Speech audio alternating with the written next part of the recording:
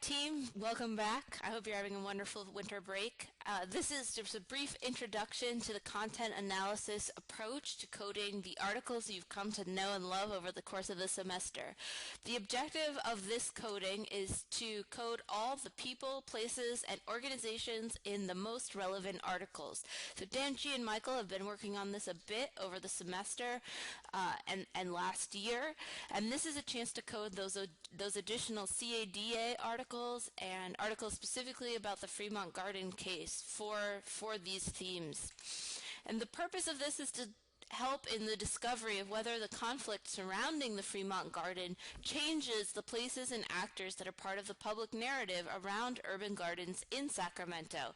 So you could imagine a case where we see these very early articles maybe talking either negatively about the Fremont Garden or not talking about it at all, then kind of a period of time where it becomes mentioned more frequently, and then either different gardens being mentioned than before, including the new one near the interstate, or those that have been there for a while being mentioned sort of for the first time. So we really don't know what will happen, but this will feed directly into the analysis that Shayna has been doing on the case study itself.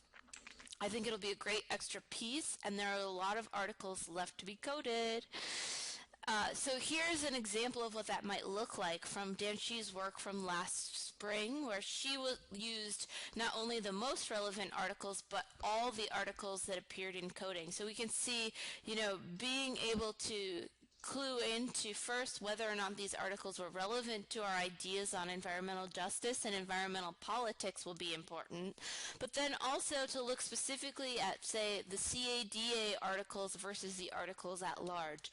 Is this agency implicated in the politics of place in specific subregions of Sacramento? So here's the materials you will need to get started. First, you need an internet connection, which presumably you have if you're watching this video. Second, you need the web link to the SurveyMonkey. So this, for Danchi and Michael, is a different link than we have been using, and that's just to keep track of sort of the winter coding that everyone is doing. The last thing you'll need is to access Dropbox. In our research folder from the fall, I've added a folder labeled Winter Break. I put this PowerPoint as well as all of the articles included in this coding database and the database itself in there. So there should be one document, one PowerPoint, and one Excel file. Welcome back. I'm going to take you through the steps for coding. So you can see here we've got in our student research folder, a new opportunity called Winter Break, where I've stored all the files you'll need today. This includes the news articles that we added with our additional searches in class. It includes the Excel document with the qualitative coding database, and it includes the instructions from the PowerPoint I just showed you.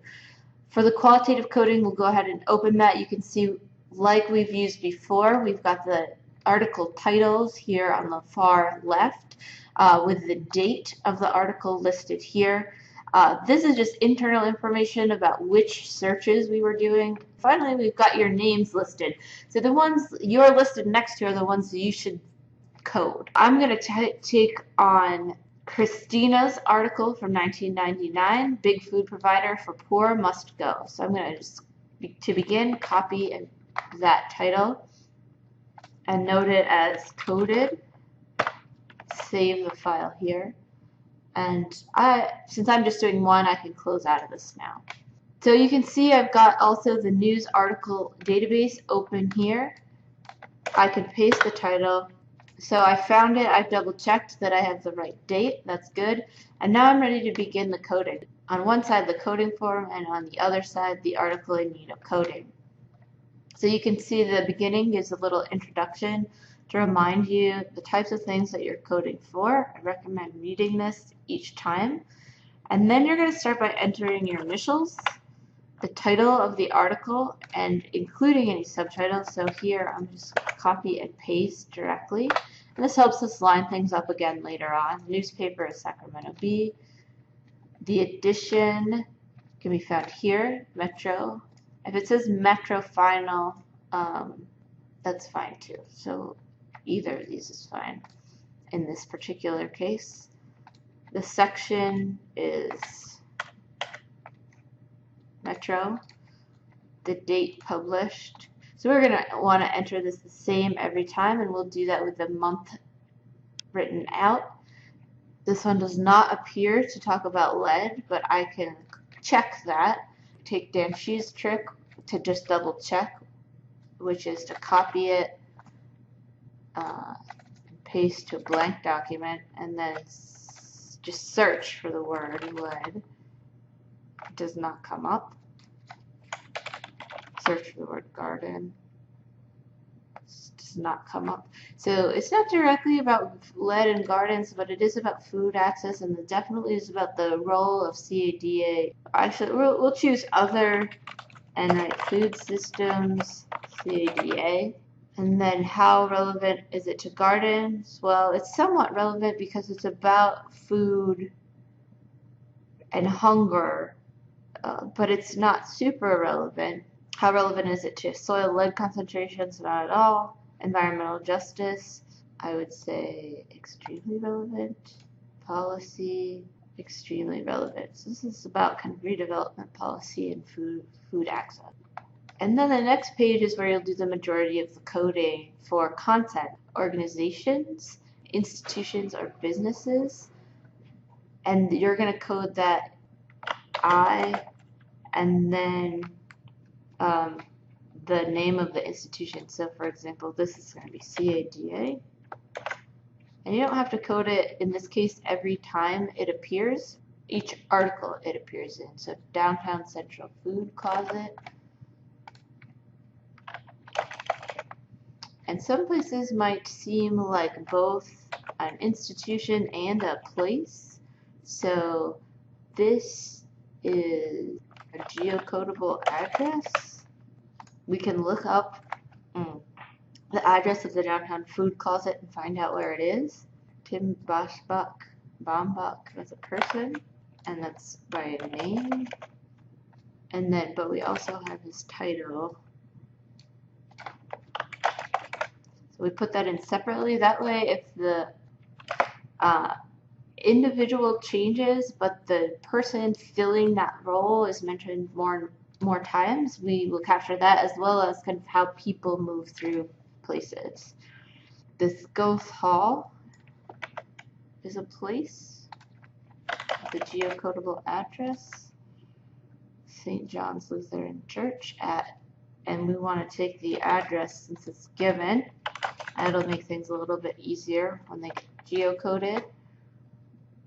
So you can say on the one hand, this is quite a bit easier than the types of coding you've been doing where you've been looking for latent content in the past, and now we're really looking at factual content, things that are right there in the text. So Toledo, Ohio, for example, is a foreign place because it's outside of the geographic area that we're interested in. And we've got Sacramento as a whole. So we put that as municipality. And then the Bay Area is foreign. It's the San Francisco Bay Area. So it's nearby, but it's not directly in Sacramento. Oh, and then the story on Sunday about the impending move of the Central Downtown Food Basket incorrectly identified the agency, which changed its name from Central Downtown Food Closet. So we've got Food Closet already up here. That's the incorrect version. And then the correction, we should also know, and we'll note that as separate things because it may be referred to one way or the other in other articles. So this may prove a useful juncture point. So then we ask, are there more actors than spaces? I'm going to just go back and check.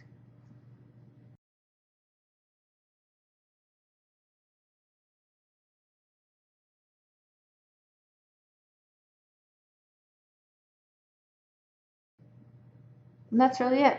So then we go, are there more article actors? No. Copy and paste the most interesting part or relevant part of the article. And this is just, again, we'll link it perhaps to our qualitative coding. For me, I'm going to say it's this paragraph about the complaints.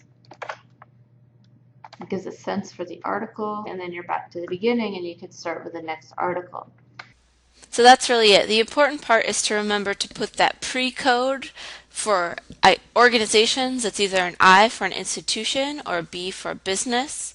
To identify individuals with either N for name or T for title. And to identify places based on whether or not the address is geocodable and within Sacramento, those are pre-coded with a G. Whether it's the name of a county, pre-coded with a C, municipality, pre-coded with an M, and districts and foreign places would be pre-coded with an F. It's important to separate the pre-code from the actual response with a comma, and the reason for this is later we'll be using the comma to separate those two pieces of information from one another. I hope you're having a great break, and watch this as often as you need to.